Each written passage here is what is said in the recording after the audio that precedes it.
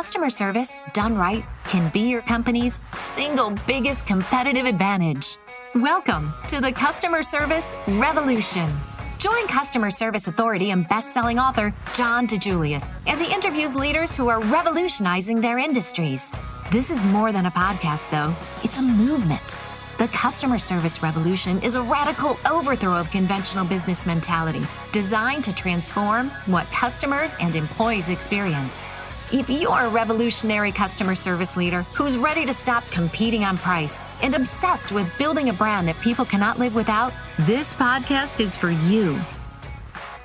Welcome to the Customer Service Revolution podcast with John DiJulius.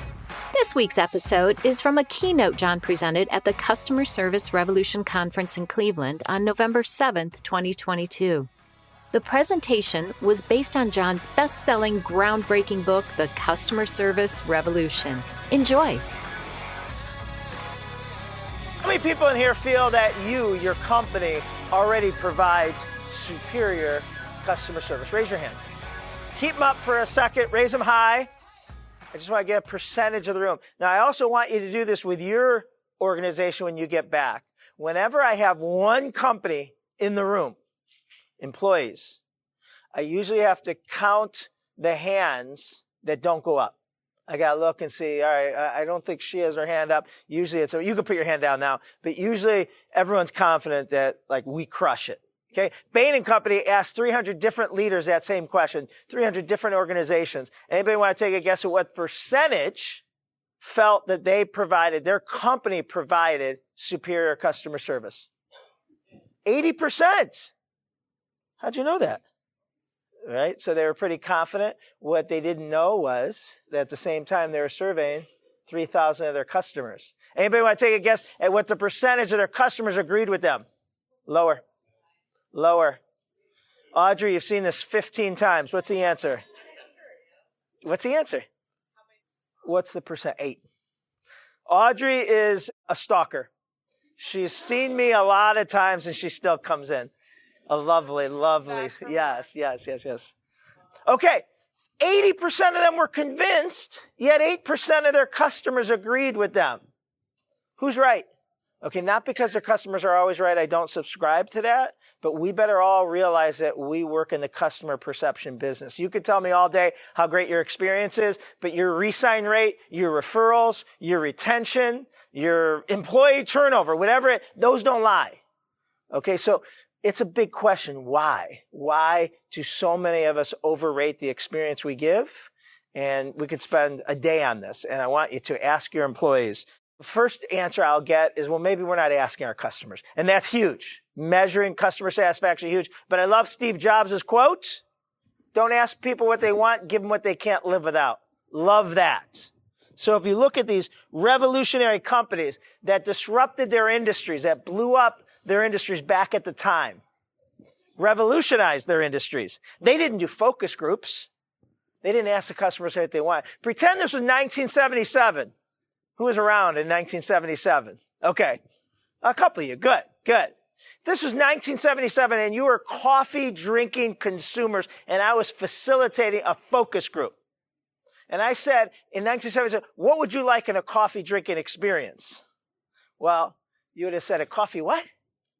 There's 2 ways, without cream, without sugar for 25 cents. Okay? I doubt Vince would have raised his hand and said, I'd like to spend 10 times as much. Oh, I like that answer, Vince. Someone write that down. I doubt someone else, Michael here, would have said, I'd like to order it over 170,000 different ways. That's a real number, right? And I doubt a third person, George, would have said, I'd like to hang out here for 10 minutes or an hour and 10 minutes and catch my breath, knock out a bunch of emails, finish a book, or have an interview. You wouldn't have gotten those answers. You wouldn't have gotten the Starbucks experience. Has anyone been to their new concept, Reserve Roastery? It's in Seattle. It's in Chicago. I think it's in New York. And that's very popular overseas. So their average cup of coffee on their menu is $15. And if you're so bold, see what I did there? If you're so bold, they have a $55 cup of coffee on their menu that people try. Okay, but let me look at remind me. Gracie, who has no idea what 1977, like she don't even know what 1997 looked like. Grace, if I would ask you 6, 8 years ago what you'd want in a cab driving experience, I doubt you would have said, John, I'd like to be able to step on any street corner at 2 p.m. or 2 a.m. and have a strange unmarked car come and I'd get in and drive off with them, right? All Uber is systematized hitchhiking. And then Henry Ford said it best. He said, if I would ask people what they wanted, they would have said faster horses, right? We're not here to build faster horses. So here's the number one. How about Ron, our photographer? I met Ron 31 years ago. He did my wedding. Yeah. Before any business, right? Okay. Here's the number one. There's a lot of good answers to this, but here's the number one question. Answer. Okay? In most of our businesses, almost all of them, our customer-facing employee is not the customer. Okay? So the 21-year-old parking your car or parking cars at the Ritz has never stayed at a Ritz. He can't comprehend what it's like, and he's parking Maseratis and Lamborghinis and any cheesy car that ends in a vowel, right? But he drives an 8-year-old used car. There's a disconnect there. My staff, my first business, John Robert Spa, these beautiful hairdressers, our average employee could be in their late 20s. Our average guest is a 40-year-old to 55-year-old professional female. What's a 26-year-old know what it's like to be a 45-year-old anything, right? Where 24 hours is enough time in a day, 36 hours is enough time in a day. And we have, struggling with kids and aging parents and someone dealing with depression and work life and all those things.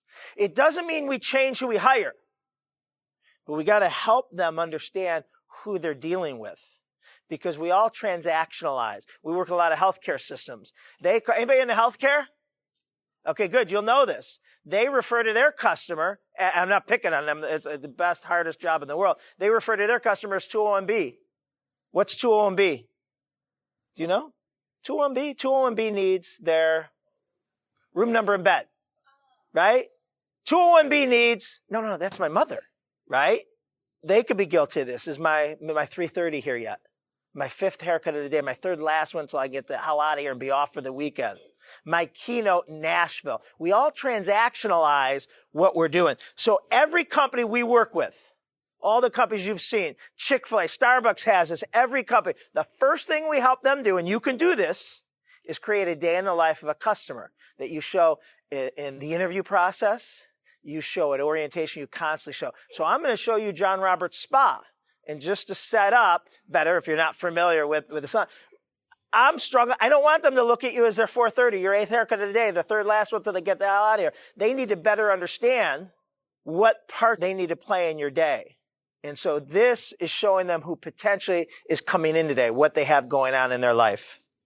Anyone see any of their client, customer, guests, tenants, patients, whatever you may call your customer, scenarios in there? Anyone see any of their coworkers, employees, scenarios in there? Anyone see their own scenarios in there? I'm in 4 of those, honestly. And depending on the day, could be 6, it could be 3, right? So that's the first thing, and you can do this, right? You don't need us. We used to do it as a slideshow of pictures. We used to have our employees come up and act it out. All right, you be the customer, you be his 3-year-old that throws up on his lap when he's trying to get you on a bus and off to school and as a first employee. You be the cop that pulls him over. You be his nasty boss that's threatening him that, layoffs are coming. Whatever that domino effect is. But this is one of the most powerful things you could do because it creates compassion and empathy for the people we're serving. We don't transactionalize them. We're less likely to call them 201B, my 5:30, my keynote in Nashville, whatever we can be guilty of. Okay? So that's a really, really powerful piece. I talked a little bit about this morning when I did the customer service revolution definition. And the last thing there is thus makes price irrelevant. That's what the DiJulius group does. That's what we do with our clients. We help make price irrelevant. Now, not everyone's trying to make price irrelevant. Some people are trying to make convenience irrelevant. Okay? Whatever that may look like. Making price relevant doesn't mean you could double your fees, prices, rates, and not lose existing or potential customers. What it does mean is based on the experience your brand consistently delivers, your customers have no idea what your competitor charges. All right, think about that. We're all price sensitive.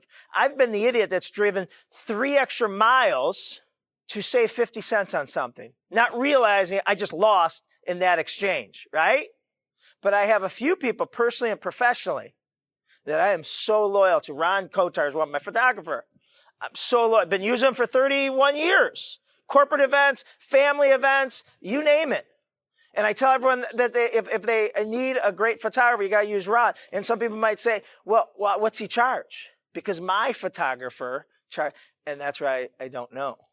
Right? Now I can call my assistant, Ron. Don't think you can get away with anything. I can call my assistant and say, what is it? But I don't know if he's 25, 50% higher or low. I don't care because I know what I'm going to get with Ron, right? And the peace of mind and the quality of work and zero risk and the brilliant comeback he has made if he's ever dropped the ball. So I always have to explain Cleveland to my audiences because I rarely speak in Cleveland. It's not Miami. It's not Vegas. It's not LA. The average haircut for a woman in Cleveland is $31. In those other markets I just mentioned, it could be $250 to $500. So for some of you, it's cheaper for you to fly to Cleveland and get a haircut, right? Our least expensive, and all our salons are in Cleveland, is $50 when after you go through training, you're a level 1 designer. And then we have a dozen, 2 dozen hairdressers that are level 9, 10. They charge between $100 and $150. And they're booked 3 weeks to 3 months for their first opening. I'd love to tell you it's the haircut, but there's only so straight and cut a straight line, right? Several years ago, at one of our locations, 4 doors down, a salon put this sign in their window.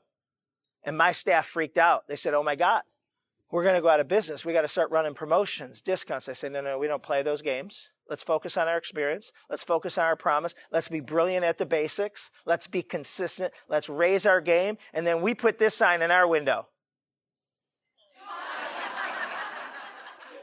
And you might be sad to know that within about 6 or 8 months, they went out of business. That was a desperation charge. We choose not to compete in price wars. We compete in experience wars. A lot less competition that doesn't know how to do it as well. And my favorite quote to this is, discounting is a tax you pay for being average. Discounting is a tax you pay for being average. First thing we do, create a day in the life of a customer. I want you guys to follow this. First thing you do is create a day in the life of a customer so you and your employees realize, and seeing it from the customer's vantage point, not the company's, realize what our customers may be going through and how we have to serve them in 2 ways, our expertise and our presence, right? The second thing we do is we help companies create their customer experience action statement. So if you remember the day in the life of the video, it ended with John Roberts' customer experience action statement. A customer experience action statement is your North Star. It's a clear call to action what every employee should be intentionally doing every time they interact with a customer. It's different from your mission, your purpose. I love my mission. I love my purpose. And if you go up to any of my employees, or you go up to any of your employees and you say, hey, what's our mission? They're going to fumble. They're going to say something, and the leader is going to get annoyed and say, no, that's half of our purpose, and that's half of our second core value, right? There's only so much an employee can remember. I love my mission. I love my purpose, but I don't really care if my employees remember it, right? To change the world by creating a customer service revolution, to enhance the quality of lives around us. That's different, my brands, different missions and purpose. Love them, but it's not actionable, okay? All I really care about, TOMA, T-O-M-A, all I really care about, TOMA, top of mind awareness, is that they know the customer experience action statement, because that's actionable. That's something they could do in a 10-second interaction, in a 90-minute interaction, whatever that may look like. And when you do that consistently, you achieve your mission and purpose. Walt Disney, their guest experience action statement is to create one of those special memories in a person's life. Anyone been there? Have they done that for you? They're pretty good. So in the mid-90s, I studied at the Disney Institute. I got to go underground behind the scenes where all the casters punch in and punch out. I'm underground at Magic Kingdom. And about 15 feet away from me, I see Snow White on break, smoking a cigarette, complaining about her boyfriend. She's like, that idiot called me last night. I'm like, oh my God, this is Snow White. No way. A few moments later, she goes back inside. She freshens herself up. She punches back in. Then she goes up these stairs, through these bushes, and she reappears on Magic Kingdom ground. And 15 little 5, 6, and 7-year-olds come charging at her. And she turns back into this beautiful angelic princess, posing for pictures, signing their pads. Downstairs, on break, in a parking lot, wherever she was Susie Smith that was about 22, that had a jerk for a boyfriend or a dwarf or whatever he was. My 6-year-old was there to see Snow White. That's exactly what she gave him. Why? Because Disney does such an incredible job of teaching their cast members the part that they play in their customer experience action system. They do such an incredible job of teaching their shuttle bus drivers and housekeeping the part that they play in that. So you want your customer experience action statement to be Adam.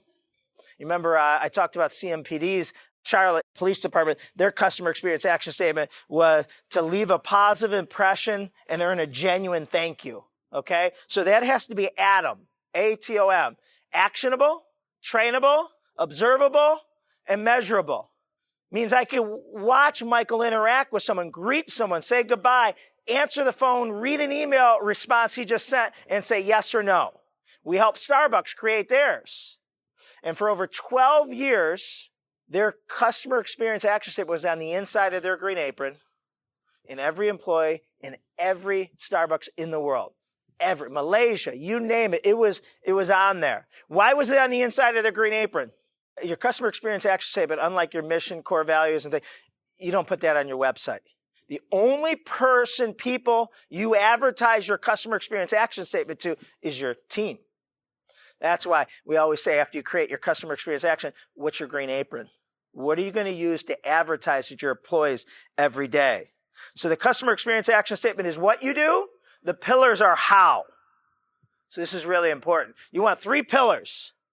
1 stands for your expertise, how good you are at your job. Whether you work in a call center, you're an accountant, lawyer, consultant, hairdresser, you name it, you got to be brilliant at your job. But too often, that's where it stops. The second pillar has to do with how you make me feel. The genuine interaction, relationship that I'm a human being. I'm not next, I'm not 201B, whatever. And then the third one is the above and beyond pillar. People don't come out of college with a CXO degree.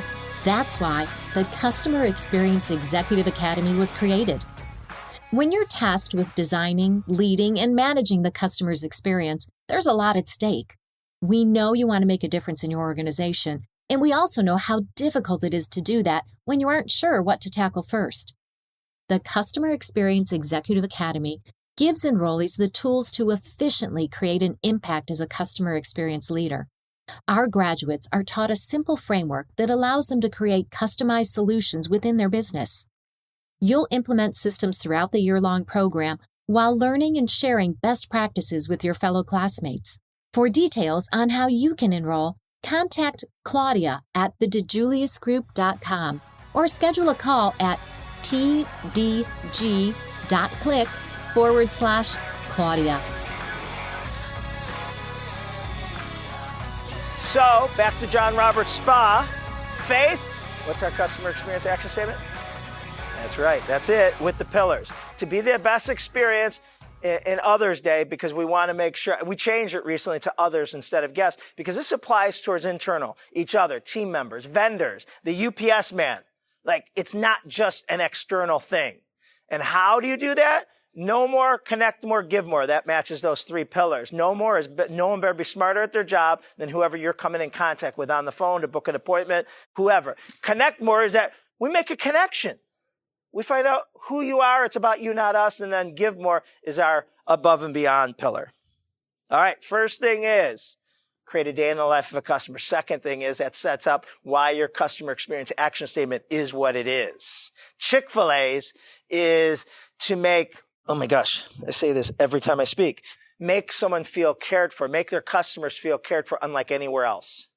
I like that. The reason why I like this is we get caught up in who our competition is. Oh, we're the best fast food restaurant. We're the best hair salon in Northeast Ohio. We're the best, whatever. For a lot of companies, that's irrelevant. I don't think we're the best, but let's pretend we are the best hair salon in Northeast Ohio. It's really irrelevant. Here's why. April comes in, gets her haircut today by Faith. She then doesn't go across the street, down the street to our competitor and compare. Right? She's done. She doesn't need a hairdresser or a salon or a spa for a few more weeks or a few more months. But where does she go? She meets her girlfriends for lunch. She may go shopping. She has to go to the doctor's office. She has to pick up dry cleaning. And that's what she's comparing, saying, God, I wish this receptionist, I wish this whoever would look up, greet me, and treat me like they did at the spa. Or she's saying the opposite. Why didn't the spa greet me like he did? So we get caught up in who our competition is. And a lot of times your competition is not directly your competition, because if I'm using you, I don't need to use anyone else in your industry, but I am comparing you. All right. Customer Bill of Rights. World-class customer service companies remove personal interpretation. If you're all my employees and I say, all right, I want you to be the best experience in a guest day, or I want you to go above and beyond, or we're customer-centric, or deliver genuine hospitality, whatever it is. There's 100 people in here that will be interpreted 100 different ways, okay? You might, genuine hospitality might be a hug and a kiss on their cheek, right? James Ingram here, it's a head nod, because he just graduated from college and that's what he thinks, world class is, right? So you got to remove that and make it. So here's how you remove personal interpretations. You have a certain things we never do or always do, okay? Never point, always gesture. Is that what you said? Yeah. Now, a lot of us are B2B, business to business. A lot of our interactions are over the phone or via email, digital. How can we be guilty of pointing over the phone or via email? Per my last email. You can get that off our website. Denise can help you with that. She's off until Monday. You might want to try her on Monday. That's all the negative. Showing would be, let me send you that link. Let me send you that information. Let me see if I can get that answer for you. And if I can't, would it be okay Denise calls you first thing Monday morning, or do you need an answer sooner, right? Absolutely cannot use this word in my company, no. And we even tell them, test the concierge. They're not allowed to say no, okay? What always say? Yes. Correct. Not yes. A lot of things we can't say yes to in our business. Just don't say no. No is a negative trigger. Just go immediately to what you can do. And so we play the no game where we try to get each other to say no. And you have to figure out how not to say no while still not, no problem, right? This goes back to versus certainly, my pleasure, absolutely. Now, I will tell you, I was a little surprised Ryan didn't bring this up. I don't think he brought it up. The Ritz-Carlton and Chick-fil-A admit that they made a mistake 25 years ago by giving their employees only one option, because it starts sounding like, my pleasure. After the 50th time in an hour, you're saying that. So there's a dozen professional words. Certainly, my pleasure, absolutely. I'd be happy to consider it done. You're welcome. That all are more professional than no problem. Cold transfer versus a warm transfer. I think we all know what that is over the phone. If Marcus calls in and he wants to speak to Chris, a cold transfer is I just transfer him to Chris. And he may get Chris. He may get Chris's voicemail. He may get Denise's voicemail because I transferred him wrong. A warm transfer is may tell him who's calling. This is Marcus Angle. Oh, Marcus, how are you? Oh, great. Just got back from. Then when I transfer him to Chris, I say, Chris, I got Marcus on the phone, and he and his wife just got back from, and that's a warm transfer. It's also in person, too. Handoffs. Warm transfer versus a cold transfer. Overshare. We are all guilty of oversharing. Our employees are guilty of oversharing. One, we talk too much, right? You didn't need to know that. But number two, a reason why a lot of us overshare in business is I want to make sure you know it wasn't my fault. She didn't tell me you were here waiting for me. Our reception, she doesn't tell anyone when their clients arrive, right? And we throw people under the bus because we're so worried that, it wasn't my fault. I've been waiting for you, but no one told me.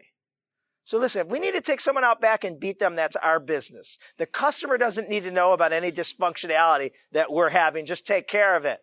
All right, some more here. Never say, I don't know. Always say, let me find out. Never show frustration publicly. Have you ever been on a flight, mid-flight, where the pilot gets on the intercom and says, holy cow, we almost crashed? No, I don't want to know that. I mean, if we're going down, yeah, kind of give me a heads up. But anything else, I don't need to know, right? I want a bunch of ducks. A duck is the most graceful, beautiful thing gliding across the water. No one sees or knows. It's paddling like hell underneath. Okay? I know, whatever your last call happened on the last call, on the drive to work, anything, the next person does not pay for that, right? Your 4:30 gets the same attention that your 8:30 got. Be a duck. Be Snow White. Never accept finer. Okay, I promise you we get more complaints than anyone in here. Not happy with it. We drop the ball, but we also solicit it. We said, Gene, how was your experience today? How was the presentation? How was the seminar? How was your haircut? Whatever the business model is. If he says it was okay, okay sucks. Okay means let me pay, get the hell out of here, and go post on everywhere I can about how overpriced and not worth it was. We don't let you leave. What about your experience? If it's not a superlative, you fix it there on the spot. Never make the customer wrong, make it right. Never forget you're on stage, be Snow White. You got to teach your employees what on stage and off stage looks like. A lot of people think if I am communicating with you here in this environment, right? I'm on stage, but now you go sit down and I go over here. We think I'm not on stage. I'm still on stage. You can see me. You can hear me talk about, to him about, can you believe that we can't leave until 5 o'clock today or whatever? So you got to make sure employees understand what on stage and off stage looks like. If I can see you, if you come in on your day off to cut your mom's hair and you look like it's your day off, right? That's because everyone sitting there doesn't know it's your day off. They just think you got some unprofessional dressed employees. Never criticize team members, competitors, or make excuses. Own it, even if it's not your fault. So my favorite always, introduce yourself. Use the customer's name 2 or more times. Say something positive. If you're face-to-face I love those glasses, right? Love that scarf.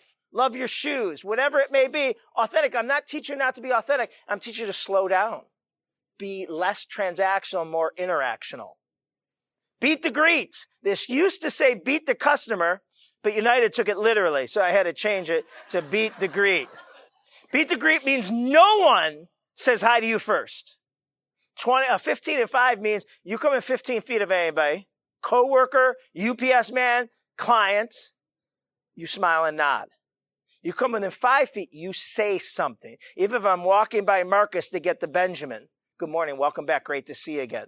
15 feet. When me and my 3 boys, we travel, okay? More so when they were younger, but we still do this. We keep score when we go on vacation. From the moment we get to the Cleveland Hopkins Airport till a week later, we come back, we keep score.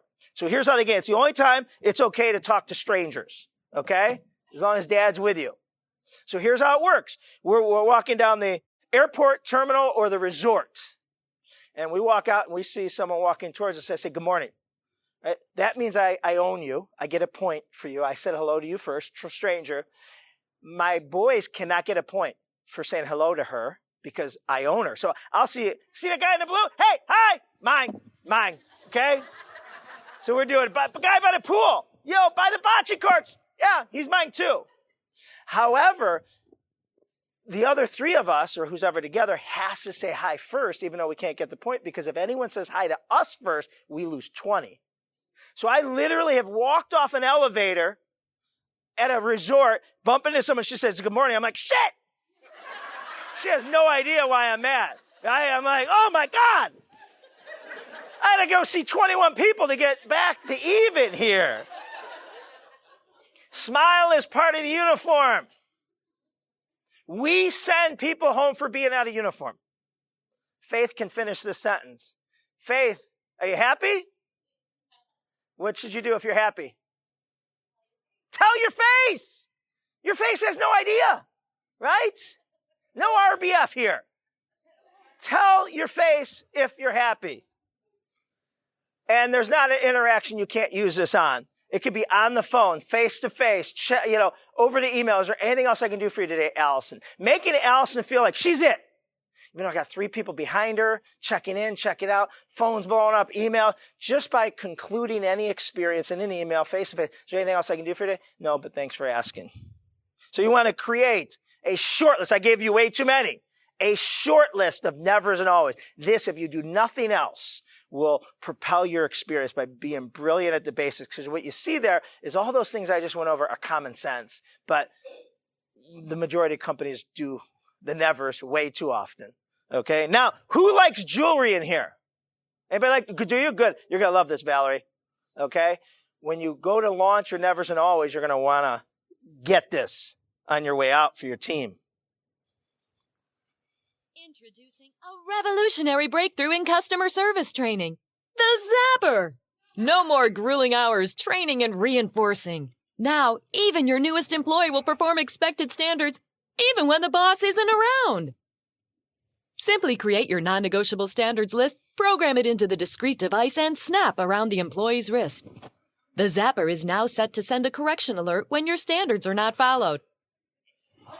Think it's impossible to get employees to stop pointing? The Zapper makes it easy. Of course, it's actually right around here. Ow!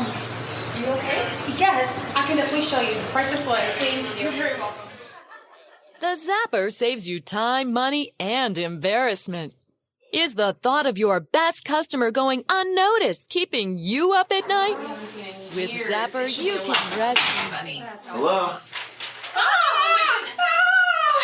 Stores are having clearance sales, 40% Oh my off goodness, of everything. that sounds great. Some of them are really having coupons on top of that. Hi, Do you cringe when no problem is said in your company? Watch how Zapper alerts and corrects this problem phrase. Completely agree. We're having a good quarter. Can you email me a copy? No problem. Hey, certainly, Mike. It'd be my pleasure. Now even your most obnoxious oversharers will get it. How's your day going today? It's good. I was up front for a while. You guys must be super busy.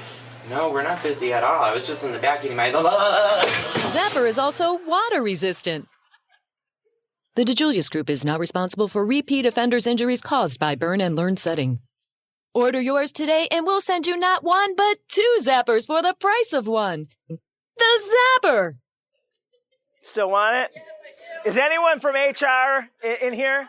HR is a buzzkill with the Zapper. I don't know why. Yeah. Hey, listen, you can ask, but if you go, I have a YouTube channel, or I think it's the DiJulius Group. All these videos are there. You can show it to your team. Type in the Zapper. Type in John Roberts' day in the life of a customer. All the videos I've shown you, you can pull up and share with your team. All right, the last thing I want to share, we have 11 minutes left, is my most recent book, The Relationship Economy. I did a TED Talk called Meet As Strangers, Leave As Friends. Google it. It's 9 minutes and 31 seconds. Show it to your team. Watch it. If you have children 8 years or older, show it to them. And I'm going to give you the abridged version real quick here. There's nothing more important that we can work on that will have bigger impact in our personal, professional life than the ability to build an instant rapport with someone else. Someone else being a stranger, an acquaintance, old friend, coworker, client, you name it.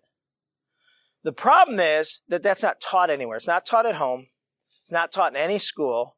The only place it's being taught is in good businesses, right? And good businesses are teaching this. And we all have to incorporate this in our training, right? Because every generation has less and less people skills.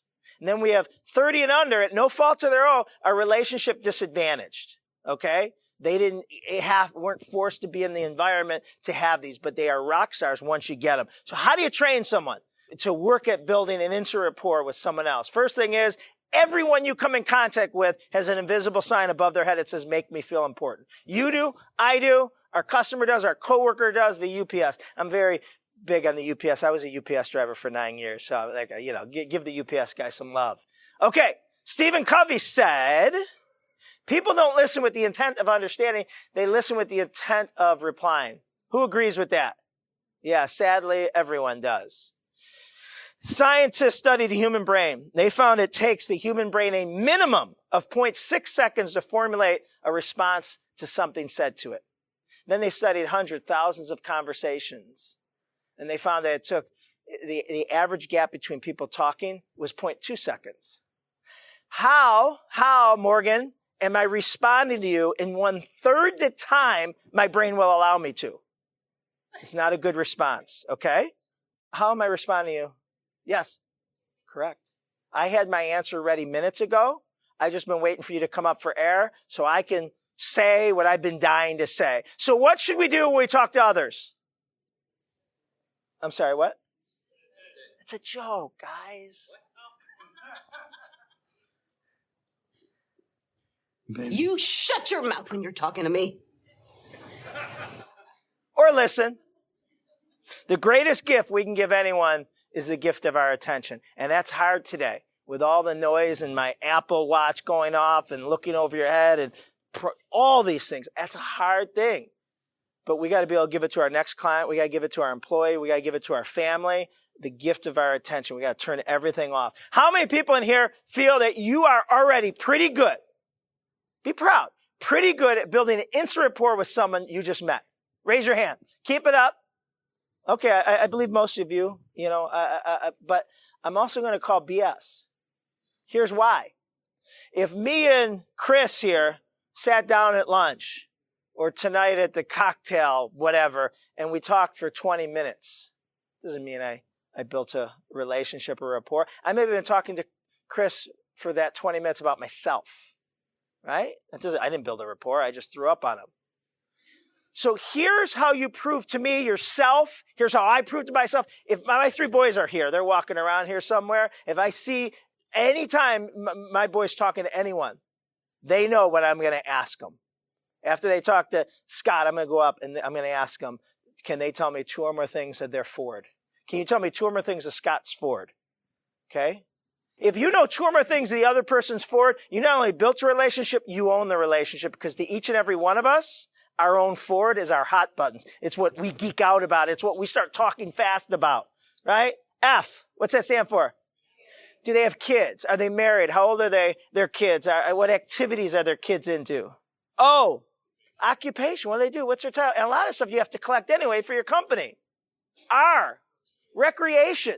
That's a lot of people's hottest buttons. What we do with our free time, our evenings, our weekends, right? We may coach Little League. We may, do charity. We may do hot yoga, whatever that might. And D, dreams. Yes. So all of our clients collect Ford. Every CRM system, I don't care if you use Salesforce, I don't care if you use an industry software, you can customize and add that. So when someone calls the next time, right before they come in, you can look up Marcus and where he's from and what you found out the last time. So at the end of the day, when you're done, when you get home to honey, and they say, how was work? This is what I want you to be able to say about your day.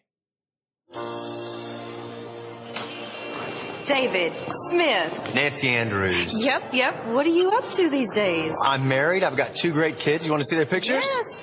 Wow. How about you? Married, no kids yet. Work for Southern Community Bank. Bunch of great customers. Want to see their pictures? Sure. This is Alice. She owns a shoe store. This is Kevin. He's saving to buy a house. Love that. Love that. All right. I believe the first thing that pops in your mind every morning is critical, right? This is what pops up on my phone at 6 a.m. because this is the first thing I wanted to be thinking. Act as if today is the day you'll be remembered for how you treat others.